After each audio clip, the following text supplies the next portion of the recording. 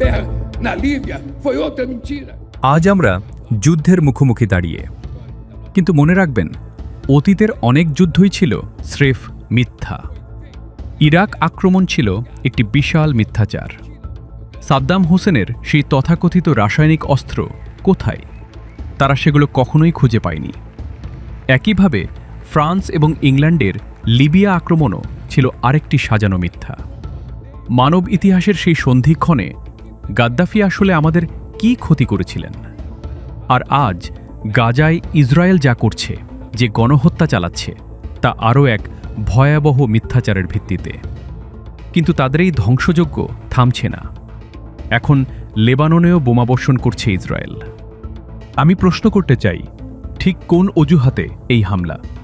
আর এখন পরিস্থিতি আরও ভয়াবহ রূপ নিয়েছে। যুক্তরাষ্ট্র এখন ইরানে হামলা চালাচ্ছে। কিসের ভিত্তিতে এই আক্রমণ?